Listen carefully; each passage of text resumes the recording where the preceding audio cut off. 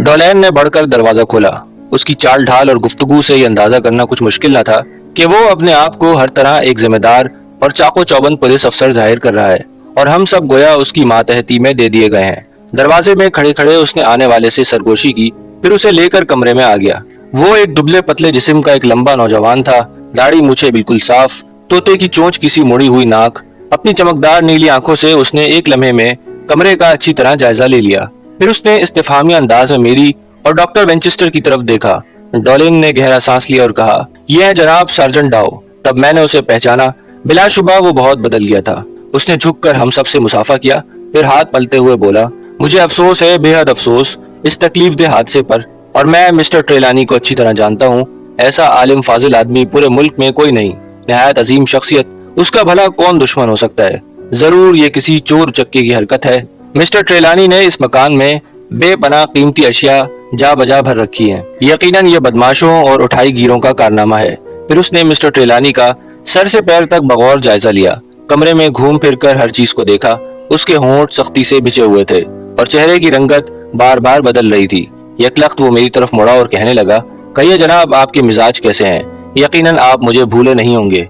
बेशक बेशक, मुझे याद है। मैंने दोबारा मुसाफे के लिए हाथ बढ़ाया। सुपरिटेंडेंट डोलेन को गालिबन सार्जेंट की ये बेतकल्लुफी पसंद न आई। उसने खुश्क लहजे में कहा, मेरा ख्याल है पुरानी बातों में वक्त जाया करना मुनासिब न होगा। मैं चाहता हूँ कि तुम जल्द अज जल्द इस केस को अपने हाथ में ले लो और अपनी तफ्तीश पाया तकमील तक पहुँचा दो। मुझे तुम्हारी सलाहियतों पर मुकम्मल एतमाद है। मिस्टर मेलकम रॉस भी यकीनन तुम्हारे साथ ताउन करेंगे। अब मैं पुलिस स्टेशन जाता हूँ। अगर किसी और आदमी की जरूरत हो तो बताओ। अगर मुमकिन हो तो जॉनी राइट को यहाँ भिजवा दीजिए। उसकी मौजूदगी में मेरे दिमाग की खिड़कियाँ खुली रहती हैं। सार्जेंट ने मुस्कुराकर कहा, बहुत बेहतर, मैं उसे जाते ही भिजवा दूंगा, बशर्त ये कि वो इस वक्त ड्यूटी पर मौजूद हो। सुपरिटेंडेंट डोलेन को रुखसत करके सार्जेंट डाउ ने इत्मीनान का सांस लिया और मुझसे कहने लगा, आप तो इन्हें जानते ही हैं, काश ये शख्स इतना मोटा ना होता। अब वो डॉक्टर वेंचेस्टर की तरफ मुतवज्जह हुआ, उसका नाम और पता अपनी डायरी में लिखा। फिर वो कहने लगा, मेरी राय में आप इस केस की मुकम्मल रिपोर्ट तैयार करके मुझे दे दें, ताकि जरूरत पड़े तो मैं ये रिपोर्ट पुलिस हेडक्वार्टर भिजवा दूं। बहुत बेहतर, वेंचेस्टर ने कहा और अपने काम में मसरूफ हो गया। अब सार्जेंट ने बारी बारी मेरी और मिस ट्रेलानी की तरफ देखा। देखिए, मैं आप लोगों को किसी किस्म की मजीद परेशानी में मुब्तला नहीं करना चाहता। इस केस को हल करने का बेहतरीन तरीका ये होगा कि हम एक दूसरे से ताउन करें और अपनी राय किसी झिझक के बगैर दूसरों को बता दें। मैं पहले मिस ट्रेलानी से दरख्वास्त करूंगा कि वो अपने वालिद के बारे में तफसील से मुझे बताएं। किसी बात को मामूली समझकर नजरअंदाज ना कीजिएगा। मुमकिन है आपके नजदीक वो बात गैर अहम हो जो मेरे नजदीक इंतहाई अहम हो। मुझे अफसोस है, मैं कुछ ज्यादा नहीं बता सकूंगी। मार्गरेट ट्रेलानी ने रुक रुक कर कहना शुरू किया, मुझे वालिद के मशागिल के बारे में निहायत कम बातें मालूम है, और वो सब मैं सुपरिटेंडेंट डोलेन और मिस्टर मेलकम रॉस को बता चुकी हूँ। बहुत खूब, बहुत खूब। आपकी निहायत मेहरबानी होगी अगर वही बातें मुझे फिर बता दें।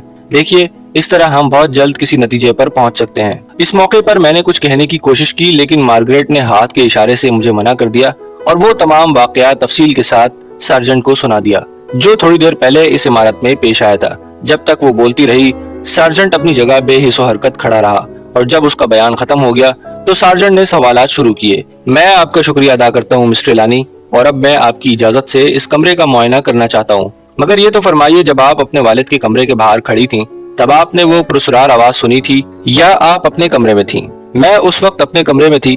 जैसा कि मैं कह चुकी हूँ, सुबह सादिक होने वाली थी कि ये आवाज मेरे कानों में आई। मैं गुनूदगी के आलम में थी और ये आवाज सुनकर चौंक गई। चंद लम्हों बाद मैंने ये आवाज दोबारा सुनी। मैं फौरन अपने कमरे से निकली और वालिद के कमरे की तरफ आई। मैंने देखा कि उनके कमरे का दरवाजा बंद है, कोई शख्स भी वहाँ मौजूद नहीं, और ना वहाँ ऐसे आसार थे जिनसे जाहिर होता हो कि कोई उनके कमरे के करीब आया है, और ना मैंने किसी को देखा। सार्जेंट ने इस बात में कई बार गर्दन हिलाई। फिर वो मिस्टर ट्रेलानी के बिस्तर की तरफ गया और एहतियात से उसका मुआयना किया। क्या वारदात के बाद इस बिस्तर को किसी ने छेड़ा है? मेरा मतलब है, कोई चादर तकिया वगैरह यहाँ से हटाया तो नहीं गया? मेरे इल्म के मुताबिक तो ऐसा नहीं हुआ, मार्गरेट ने जवाब दिया। ताहम हाउसकीपर मिसेस ग्रांट से अभी पूछ लिया जाए तो अच्छा है। उसने दीवार में लगा हुआ एक बटन दबाया। 2 मिनट बाद दरवाजा आहिस्ता से खुला और मिसेस ग्रांट का बूढ़ा लेकिन बावकार चेहरा नमूदार हुआ। आइए मिसेस ग्रांट, जरा इन साहब को ये बताइए कि वारदात के बाद किसी ने वालिद का बिस्तर तो नहीं छुआ? मिस्टर ट्रेलानी ने सार्जेंट से कहा कि वारदात के बाद मैं और मिसेस ग्रांट एक लम्हे के लिए भी इस कमरे से बाहर नहीं गए। नौकरों और खादमाओं में से कोई भी बिस्तर के नजदीक नहीं गया। खतरे का अलार्म सुनने के बाद वो सब के सब दौड़े हुए आए, लेकिन किसी को भी वालिद के बिस्तर के करीब जाने की हिम्मत न हुई। اور جیسا کہ میں نے ابھی آپ کو بتایا کہ والد اس آہنی سیف کے پاس بے ہوش پڑے تھے، لہٰذا سبھی کی توجہ والد پر تھی۔ ان کے بستر پر کسی کا دھیان نہ گیا۔ اس کے فوراً بعد ہی میں نے سب کو وہاں سے چلے جانے کا حکم دیا تھا۔ سارجنٹ نے مہذب شیشے کے ذریعے بستر کا بغور معائنہ شروع کیا۔ وہ بڑی احتیاط سے چادر کو چھوتا اور تکیے جہاں سے اٹھاتا وہیں رکھ دیتا۔ پھر اس نے مسیری کے ساتھ ہی ایک بند دروازے کو دیکھا اور آہستہ آہستہ آہنی سیف کے قریب پہنچا جہاں خون بڑی مقدار میں بکھرا ہوا تھا۔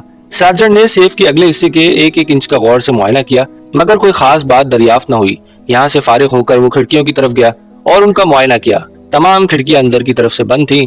مس ٹریلانی، جب آپ آواز سننے کے بعد اس کمرے میں داخل ہوئیں، کیا جب بھی یہ کھڑکیاں اندر سے بند تھی؟ جی ہاں، میں نے کبھی ان کھڑکیوں کو کھلے ہوئے نہیں پایا۔ والد ہمیشہ انہیں بند رکھتے تھے۔ ڈاکٹر وینچسٹر اپنی رپورٹ مکمل کر چکا تھا اور نہایت دلچسپی سے سارجنٹ ڈاؤ کا طریقہ تفتیش دیکھ رہا تھا۔ اس دوران میں اس نے کئی مرتبہ بے ہوش پڑے ہوئے مسٹر ٹریلانی پر بھی توجہ دی، ان کی نبض دیکھی، سر اور گلے کا معائنہ کیا، ان کے سینے پر کان لگا کر دل کی دھڑکن بھی سنی۔ ایسا معلوم ہوتا تھا کہ وہ ان کی اس مسلسل بے ہوشی کا راز جاننے کی فکر میں ہے۔ یک سارجنٹ نے ڈاکٹر وینچسٹر کی طرف متوجہ ہو کر کہنا شروع کیا، ڈاکٹر صاحب، بات یہ ہے کہ معاملہ بہت اہم اور ناقابل فہم معلوم ہوتا ہے۔ جہاں تک میں سمجھ سکا ہوں، کچھ یوں ہے کہ کوئی نامعلوم شخص اس سیف کو کھولنے کی کوشش میں تھا کہ مسٹر ٹریلانی جاگ گئے اور حملہ آور انہیں شدید زخمی کر کے بھاگ گیا۔ میں نے سیف کا قفل بھی دیکھا ہے، اس پر 7 حروف کھدے ہیں اور غالباً انہی کی خاص ترتیب کے بعد یہ قفل کھلتا یا بند ہوتا ہے۔ شاید اس ترتیب کے بغیر بھی اسے بند کرنے کا کوئی اور طریقہ ہو۔ بہرحال میں نے دیکھ لیا کہ یہ چارٹ ووڈ کمپنی کا بنا ہوا ہے۔ میں ان لوگوں سے معلوم کروں گا۔ خیر، یہ تو بات کی باتیں ہیں۔ ڈاکٹر صاحب، کوئی ایسی بات جو آپ مجھے بتانا چاہتے ہوں اس رپورٹ کے علاوہ؟ ڈاکٹر وینچسٹر نے کھنکار کا گلا صاف کیا اور کہا، میرے پاس آپ کو بتانے کے لیے کوئی خاص بات تو نہیں۔ مریض کی کیفیت، جو کچھ میں نے اس کمرے میں دیکھا، وہ سب اپنی رپورٹ میں لکھ چکا ہوں۔ تاہم مجھے حیرت اس بات پر ہے کہ مسٹر ٹریلانی کے سر پر زخم کا ہلکا سا نشان بھی موجود نہیں، اور نہ اندرونی طور پر کوئی دماغی ضرب لگی ہے۔ پھر وہ اتنی دیر سے بے ہوش کیوں ہیں؟ اس سوال کا جواب یہی ممکن ہے کہ یا تو انہیں کوئی نشہ آور چیز دے دی گئی ہے یا ہیپناٹائز کیا گیا ہے۔ جہاں تک کسی نشہ آور چیز کا تعلق ہے، میں اس کا اطمینان بھی کر چکا ہوں۔ ایسی کوئی چیز مسٹر ٹریلانی کو نہیں دی گئی، کم از کم ایسی شے جس کا علم مجھے ہو سکتا ہے۔ تقریباً تمام نشہ آور دوائیوں سے میں خوب واقف ہوں، مگر مصیبت یہ ہے کہ اس کمرے میں حنوط کی گئی لاشوں کی ایسی تیز بو پھیلی ہوئی ہے کہ اس کی موجودگی میں کسی اور بو کا سراغ لگانا ممکن نہیں۔ ہو سکتا ہے مسٹر ٹریلانی نے خود کوئی ایسی چیز کھا لی ہو اور اتفاقیہ طور پر خود کو زخمی کر لیا ہو۔ میں دیکھتا ہوں کہ اس کمرے میں خود کو زخمی کر لینے کے لیے خاصا سامان موجود ہے۔ اس نے دیوار پر لگے ہوئے پرانے خنجروں اور چاقوؤں کی طرف اشارہ کیا۔ سارجنٹ ڈاؤ نے نفی میں سر کو جنبش دیتے ہوئے کہا، مگر سوال تو یہ ہے کہ جس چھرے یا چاقو سے مسٹر ٹریلانی زخمی ہوئے ہیں وہ کہاں ہے؟ مجھے کوئی ایسی چیز دکھائی نہیں دیتی۔ بہرحال یہ نقطہ قابل غور ہے۔ جی ہاں، ڈاکٹر وینچسٹر نے اینک کو ناک پر جماتے ہوئے کہا، خواہ مسٹر ٹریلانی نے اپنے آپ کو زخمی کیا ہو یا باہر سے آنے والے کسی شخص نے کوئی ہتھیار ضرور استعمال کیا گیا ہے۔ کیا یہ ممکن نہیں کہ زخمی ہونے کے بعد وہ ہتھیار مسٹر ٹریلانی نے خود اس آہنی سیف میں بند کر دیا ہو؟ سارجنٹ کے لبوں پر ہلکا سا تبسم نمودار ہوا۔ اس نے کہا، نہیں جناب، ایسا نہیں ہو سکتا۔ آپ دیکھتے ہیں کہ مسٹر ٹریلانی کا بایاں ہاتھ خون میں لت پت ہے، مگر سیف پر خون کا ہلکا سا دھبا بھی موجود نہیں۔ آپ ٹھیک کہتے ہیں سارجنٹ۔ میں نے بھی پہلی بار زبان کھولی اور دیکھا کہ میری اس تائید پر سارجنٹ کا چہرہ خوشی سے چمکنے لگا۔ کمرے میں دیر تک خاموشی طاری رہی، ہر فرد کسی گہری سوچ میں گم تھا۔ آخر ڈاکٹر کی آواز نے سناٹا توڑا۔ وہ کہہ رہا تھا، جتنی جلد ممکن ہو مسٹر ٹریلانی کی نگرانی کے لیے کسی تجربہ کار اور ہوشیار نرس کا انتظام ہونا چاہیے۔ اگر مس ٹریلانی ہی اجازت دیں تو میں خود نرس کا انتظام کر دوں گا۔ میں خود اسے لینے جاتا ہوں۔ اس دوران میں میری درخواست ہے کہ کوئی صاحب یہاں موجود رہیں۔ مریض کو ایک ثانیہ کے لیے بھی تنہا نہ چھوڑا جائے، اور میرا مشورہ یہ ہے کہ نرس کے آنے کے بعد مریض کو کسی دوسرے کمرے میں منتقل کر دیا جائے۔ اس کمرے کی فضا مریض کے لیے مناسب نہیں ہے۔ مس ٹریلانی، کیا آپ یا مسز گرانٹ مریض کے پاس موجود رہیں گی، کم از کم میری واپسی تک؟ بے شک میں یہاں سے نہیں جاؤں گی، مارگریٹ نے جواب دیا اور بڑھ کر اس صوفے کے ایک کونے پر بیٹھ گئی۔ اگر اس دوران میں مسٹر ٹریلانی ہوش میں آ جائیں تو کیا تدبیر اختیار کی جائیں؟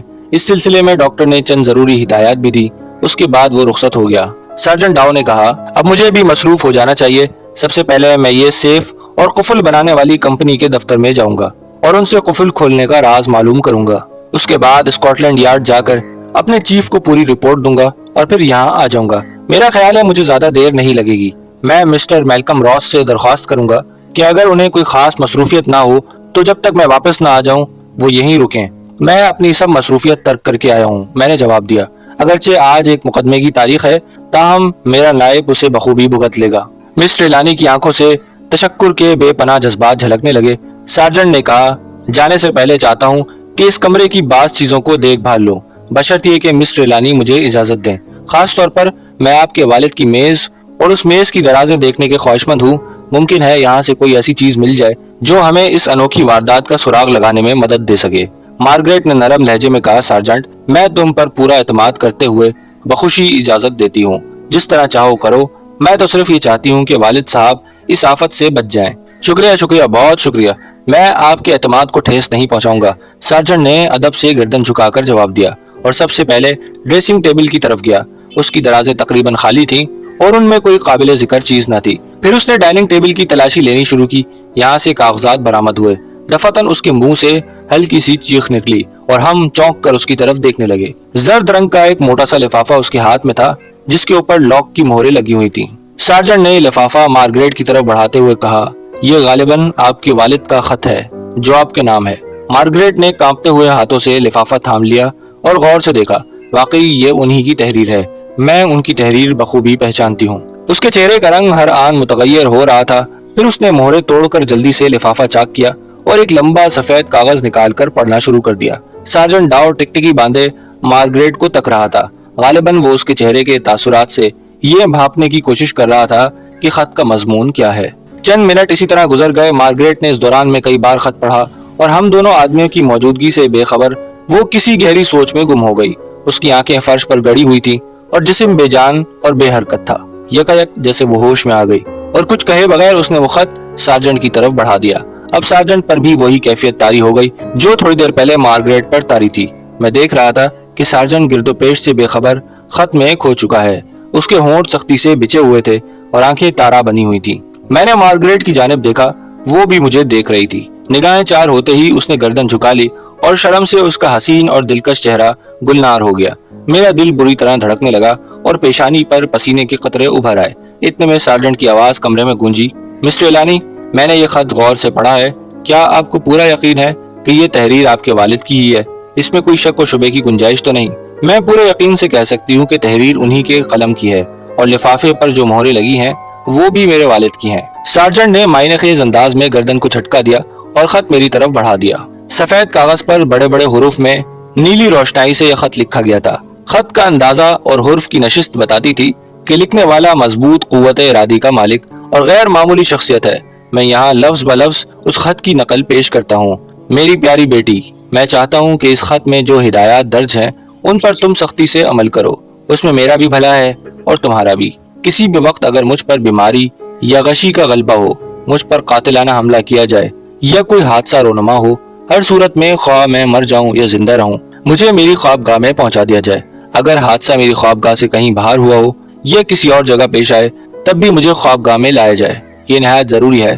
اگر میں مر جاؤں تو دفن کیے جانے تک میری لاش کی دن رات نگرانی کی جائے اور ایک لمحے کے لیے بھی مجھے تنہا نہ چھوڑا جائے۔ سورج غروب ہونے سے صبح ہونے تک میری سخت نگرانی کی جائے۔ اس مقصد کے لیے کم از کم 2 افراد کا میری خوابگاہ میں 24 گھنٹے رہنا ضروری ہے۔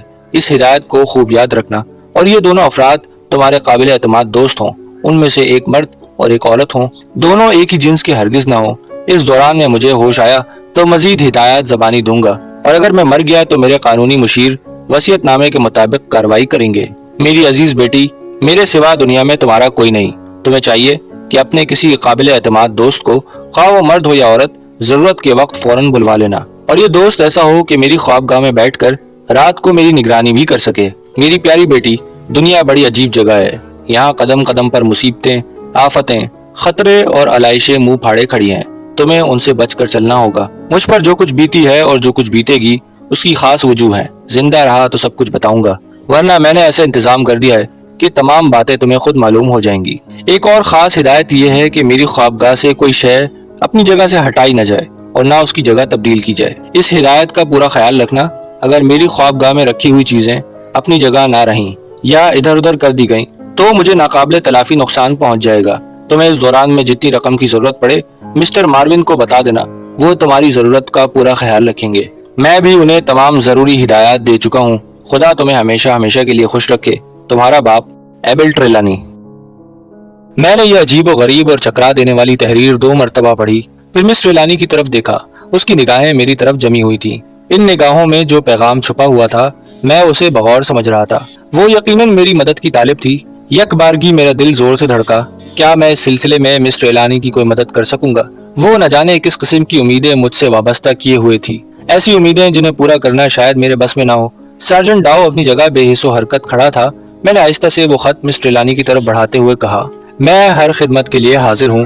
اس موقع پر میں آپ کو تنہا چھوڑنا بالکل پسند نہیں کروں گا۔ میں نے دیکھا کہ ان الفاظ نے مس ٹریلانی پر عجیب اثر کیا۔ اس کا مرجھایا ہوا زرد چہرہ ایک دم روشن ہو گیا، کانوں کی لوئیں سرخ ہو گئیں اور تراشیدہ حسین ہونٹ فرط جذبات سے کانپنے لگے۔ اس کی نگاہوں سے محبت برسنے لگی۔ پھر وہ مدھم لہجے میں بولی، مسٹر میلکم راس، میں کس زبان سے آپ کی نوازش کا شکریہ ادا کروں؟ مجھے علم ہے کہ آپ کا وقت بے حد قیمتی ہے، آپ کی مصروفیات نہایت اہم ہے، اس کے بارے میں آپ مطلق فکر نہ کیجیے۔ میں نے کہا، میرا وقت آپ سے زیادہ قیمتی نہیں ہے۔ میں اپنی مصروفیات اس طرح ترتیب دوں گا کہ میرا زیادہ سے زیادہ وقت آپ کے ساتھ گزرے۔ میں دوپہر کو یہاں آ جایا کروں گا اور دوسرے دن صبح تک یہیں ٹھہرا کروں گا، اور اگر حالات نے مجبور کیا تو میں مستقل طور پر یہاں آ جاؤں گا۔ مس ٹریلانی کی آنکھوں میں آنسو جھلملانے لگے اور اس نے اپنی حالت چھپانے کے لیے چہرہ دوسری طرف کر لیا۔ سارجنٹ ڈاؤ آگے بڑھا اور کہنے لگا، جناب والا، میں ذاتی طور پر آپ کا انتہائی شکر گزار ہوں۔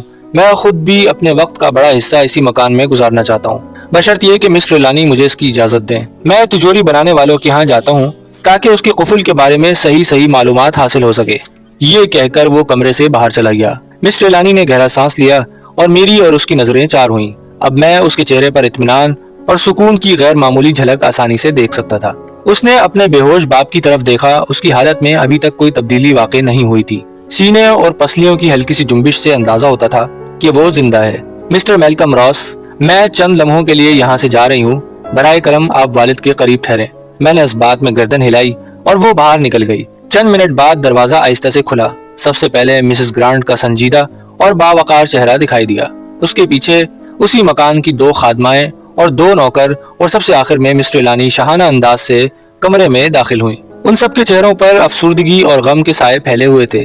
نوکروں نے جلدی جلدی لوہے کا بنا ہوا ایک فولڈنگ پلنگ کمرے میں لا کر بچھایا، اس پر نرم گدے اور چادریں ڈالی، اور پھر مسٹر ٹریلانی کو ان سب نے مل جل کر صوفے سے اٹھایا اور آہستہ سے پلنگ پر لٹا دیا۔ مس ٹریلانی نے پلنگ کے نزدیک ایک کرسی گھسیٹ لی اور نگرانی کے لیے تیار ہو کر بیٹھ گئیں۔ خادمائیں اور ملازم ایک ایک کر کے باہر نکل گئے۔ اب میں نے پہلی بار اس کمرے کا گہری نظر سے جائزہ لیا۔ اس کمرے میں بے شمار چیزیں اتنی بھاری تعداد میں بھری پڑی تھیں کہ ان کا مکمل معائنہ کرنے کے لیے خاصا وقت درکار تھا۔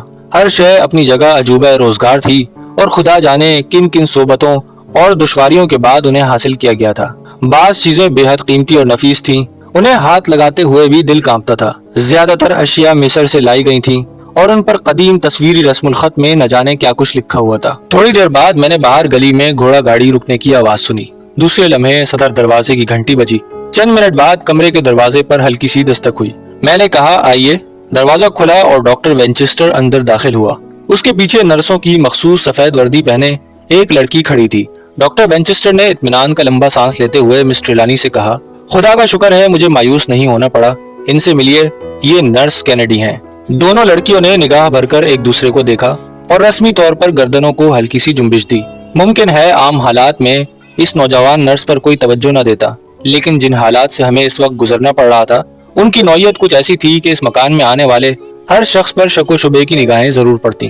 ایک وکیل کی حیثیت سے مجھے آئے دن طرح طرح کی عورتوں اور مردوں سے ملنے کا موقع ملتا۔ یوں میں کسی حد تک انسانی نفسیات کو سمجھنے کی کوشش بھی کرتا ہوں۔ چنانچہ میں نے اسی نقطہ نظر کے تحت نرس کینیڈی کو اوپر سے نیچے تک بغور دیکھا۔ دونوں لڑکیاں ایک دوسرے کی بے مثال ضد تھیں۔ مس ٹریلانی اگر حسن و جمال، سنجیدگی اور متانت کا مجسمہ نظر آ رہی تھی تو مس کینیڈی کا رنگ گہرا سانولا، جسم دبلا پتلا اور لمبا ستا ہوا چہرہ تھا۔ البتہ اس کی آنکھیں بڑی بڑی اور خاصی چمکدار تھیں۔ اس نے گہری نظروں سے کمرے کا جائزہ لیا اور پھر دلچسپی اور حیرت سے ایک ایک چیز کو تکنے لگی۔ میں نے دیکھا کہ اس کی بھویں بھی نہایت سیاہ اور گھنی تھیں۔ غالباً وہ باپ کی طرف سے حبشی اور ماں کی طرف سے انگریز تھی۔ اس کے ہونٹ گہری لپسٹک سے مزین تھے، اور جب وہ میری طرف دیکھ کر مسکرائی تو اس کے چمکدار سفید دانت کچھ زیادہ ہی بھیانک نظر آئے۔ اس کے بازو لمبے لمبے اور پتلی پتلی انگلیاں تھیں، جن کے سروں پر ایک ایک انچ لمبے نوکیلے ناخن کسی خونخوار بلی کے پنجوں کی مانند ابھر آئے تھے۔ اس کے سیاہ چہرے اور سیاہ آنکھوں کے برعکس سر کے بالوں کا رنگ گہرا سنہری تھا۔ میں ابھی اس عجیب و غریب نرس کے حلیے کا جائزہ لے رہا تھا کہ ڈاکٹر وینچسٹر نے بولنا شروع کیا۔ وہ نرس کو اس کی ذمہ داریوں سے آگاہ کر رہا تھا اور وہ گہری توجہ سے ڈاکٹر کی باتیں سن رہی تھی۔ اس دوران میں اس نے ایک مرتبہ بھی ڈاکٹر وینچسٹر سے کوئی سوال نہ کیا، بلکہ ڈاکٹر کی ہدایت ختم ہوتے ہی مسٹر ٹریلانی کے پلنگ کی طرف بڑھی، ایک نظر ان پر ڈالی، پھر گدے، چادر اور تکیے کا معائنہ کیا اور اطمینان سے دوسری کرسی پر بیٹھ گئی۔ ایسا معلوم ہوتا تھا کہ اس نے ان چند لمحوں میں نہ صرف اپنے فرائض کو بخوبی سمجھ لیا ہے، بلکہ مریض کو بھی مکمل طور پر اپنے چارج میں لے لیا ہے۔ اب چونکہ صورتحال کسی حد تک تسلی بخش نظر آتی تھی، لہٰذا میں نے مس ٹریلانی سے تھوڑی دیر کے لیے رخصت لی اور جرمن اسٹریٹ میں واقع اپنے مکان پر آیا، اس خیال سے کہ شاید چند دن مس ٹریلانی کے والد کی نگرانی کے لیے وہاں رکنا پڑے۔ میں نے چند جوڑے کپڑے اور کچھ کتابیں ساتھ لے لیں۔ اس کے بعد اپنے مددگاروں کو بعض مقدمات کے بارے میں ہدایات دی اور اطمینان سے واپس آ گیا۔ سورج تیزی سے مغرب کی طرف جھک رہا تھا۔ میں نے نرس کینیڈی، ڈاکٹر وینچسٹر اور مس ٹریلانی کو اسی کمرے میں موجود پایا جس میں مسٹر ٹریلانی بے ہوش پڑے تھے۔ میرے پہنچتے ہی طے پایا کہ رات کو نگرانی کے لیے مختلف افراد کی ڈیوٹیاں لگا دی جائیں۔ نرس کینیڈی چونکہ دن بھر اپنے فرائض انجام دے چکی تھی، اس لیے اسے برابر والے کمرے میں آرام کرنے بھیج دیا گیا۔ ڈاکٹر وینچسٹر کو بھی مس کینیڈی کا آدھی رات کے بعد نگرانی میں ساتھ دینا تھا۔ ڈنر کے دوران میں سارجنٹ ڈاؤ اور مسز گرانٹ مسٹر ٹریلانی کے قریب بیٹھے رہے۔ اس کے بعد ہم نے انہیں کھانے کے لیے بھیج دیا۔ جب رات کے 9 بج رہے تھے، 3 گھنٹے کی پہلی ڈیوٹی میری اور مس ٹریلانی کی تھی۔ کمرے کی فضا میں موت کی سی خاموشی طاری تھی۔ مسٹر ٹریلانی کے جسم نے ایک لمحے کے لیے بھی جنبش نہ کی تھی اور مس ٹریلانی کی نگاہیں بدستور اپنے باپ کے چہرے پر جمی ہوئی تھی۔ میں نے اپنی کرسی پر بیٹھ کر پائپ سلگایا، 1-2 کش لیے اور مس ٹریلانی کے معصوم اور افسردہ چہرے کی طرف تکنے لگا۔ اس نے بھی نگاہ اٹھائی۔ ایک غم انگیز مسکراہٹ اس کے لبوں پر نمودار ہوئی۔ مسٹر میلکم راس، یہ کیسا اتفاق ہے کہ قدرت نے ہمیں کس عجیب راستے سے ایک دوسرے سے وابستہ کر دیا ہے۔ واقعہ یہ ہے کہ میرا رواں رواں آپ کی ان مہربانیوں کے لیے شکر گزار ہے۔ آپ بار بار یہ ذکر کر کے مجھے شرمندہ کر رہی ہیں۔ میں نے کسی قدر تلخ لہجے میں کہا، ایک دوست کی حیثیت سے میں نے اپنے فرائض ادا کیے ہیں۔ ایک لمحے کے لیے فرض کیجئے کہ اگر میں اس طرح کی مصیبت میں پھنس جاتا اور مجھے آپ کی ضرورت ہوتی تو کیا آپ انکار کر دیتی؟ مس ٹریلانی نے گردن جھکا لی، پھر چند لمحے بعد نظریں اٹھا کر میری طرف دیکھا۔ اف، وہ نگاہیں! ان میں محبت کا ایک عظیم قلزم موجیں مار رہا تھا۔ میں نے اپنے آپ کو اس سمندر میں ڈوبتے پایا۔ وقت چونٹی کی رفتار سے بیت رہا تھا۔ کمرے کے مغربی گوشے کی دیوار پر لٹکے ہوئے سنہری کلاک کی ٹک ٹک ہر لمحہ انتہائی پراسرار ہوتی جا رہی تھی۔ ہمارے پاس گفتگو کا کوئی موضوع نہ تھا اور نہ یہ وقت کسی قسم کی علمی، سیاسی یا رومانی گفتگو کرنے کا تھا۔ ویسے بھی خاموشی میں ایک عجیب طرح کا لطف آ رہا تھا۔ نہ جانے ہم دونوں کتنی دیر تک اسی طرح بیٹھے رہے۔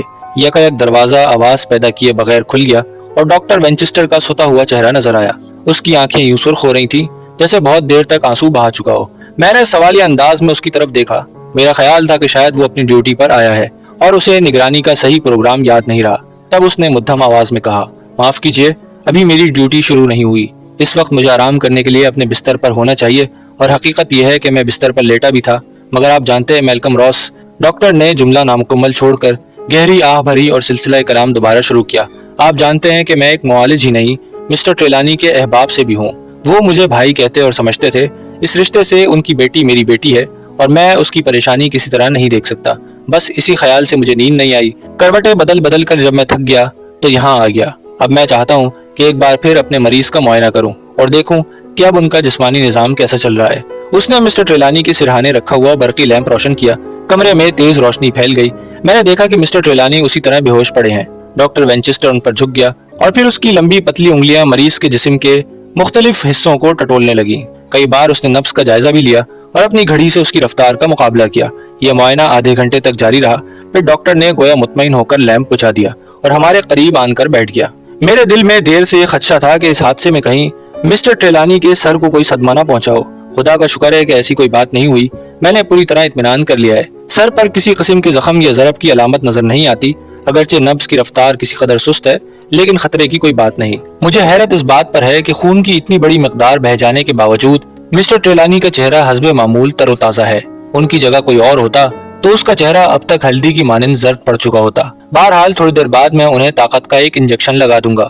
اس موقع پر ہر طرح کی احتیاط لازمی ہے۔ ڈاکٹر وینچسٹر ایک لمحے کے لیے سانس لینے کو رکا اور پھر گویا ہوا۔ مریض کی یوں مستقل اور پراسرار بے ہوشی کی وجہ بھی میری سمجھ میں ابھی تک نہیں آئی۔ میری دانست میں یہ ایک ریکارڈ ہے۔ میرا خیال تھا کہ شاید یہ بے ہوشی کسی نشہ آور دوا کے باعث ہے، مگر بغور معائنے کے بعد معلوم ہوا کہ میرا یہ شبہ صحیح نہ تھا۔ بہرحال یہ راز بھی جلد یا بدیر کھل جائے گا۔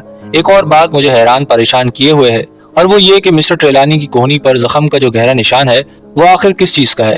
میں یقین سے کہہ سکتا ہوں کہ یہ زخم کسی چاقو یا خنجر کا ہرگز نہیں ہے۔ میرے ذہن میں بار بار یہی خیال آتا ہے کہ کسی درندے نے اپنے نوکیلے پنجوں سے مسٹر ٹریلانی کی کلائی ادھیڑ ڈالی ہے، مگر سوال یہ ہے کہ درندہ اس مکان میں آیا کیسے؟ چند لمحے تک وہ اپنے گنجے سر پر ہاتھ پھیر کر گہری سوچ بچار میں گم رہا، پھر مسٹر ٹریلانی کی طرف رخ کر کے بولا، کیوں بیٹی، اس مکان میں کوئی پالتو جانور تو موجود نہیں جس کے پنجوں سے تمہارے باپ کو نقصان پہنچ سکتا ہو؟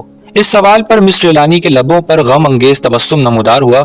میرے دل کی دھڑکن تیز ہو گئی۔ میں نے اس کی مترنم آواز سنی، وہ کہہ رہی تھی، والد کو پالتو جانوروں سے کچھ زیادہ دلچسپی نہیں رہی۔ وہ کسی جانور کا گھر میں آنا یا رہنا گوارا نہیں کرتے تھے، البتہ انہیں جانوروں کی ہنوط شدہ لاشیں پسند تھی، اور وہ آپ دیکھ بھی سکتے ہیں کہ اس مکان میں کثرت سے موجود ہیں۔ ان میں خونخوار کتے بھی ہیں اور جنگلی بلیاں بھی، بھیڑیے بھی ہیں اور چیتے بھی۔ جب میں اس مکان میں آئی تو ابتدا میں مجھے بڑی وحشت ہوئی، چنانچہ میں نے ایک خوبصورت چھوٹی سی ایرانی بلی خرید لی۔ والد نے اس بلی کی موجودگی پر اعتراض کیا، مگر میں نے ضد کی کہ بلی میں ضرور پالوں گی۔ اس پر وہ خاموش ہو گئے، صرف اتنی ہدایت کی کہ یہ بلی ان کے کمرے میں گھسنے نہ پائے۔ اگر اس بلی نے ایک مرتبہ بھی ایسی حرکت کی تو وہ اسے فوراً مکان سے باہر نکال دیں گے۔ میں نے والد کی یہ شرط مان لی اور اپنی بلی کی تربیت اس طرح کی کہ وہ ان کے کمرے کا رخ ہی نہ کرتی تھی۔ ویسے بھی وہ بڑی معصوم اور بھولی بھالی بلی ہے، میں ایک لمحے کے لیے بھی اس کے بارے میں یہ تصور نہیں کر سکتی۔ دروازہ آہستہ سے ہلا، مسٹر ٹریلانی بولتے بولتے چپ ہو گئی اور ہم تینوں نے چونک کر دروازے کی طرف دیکھا۔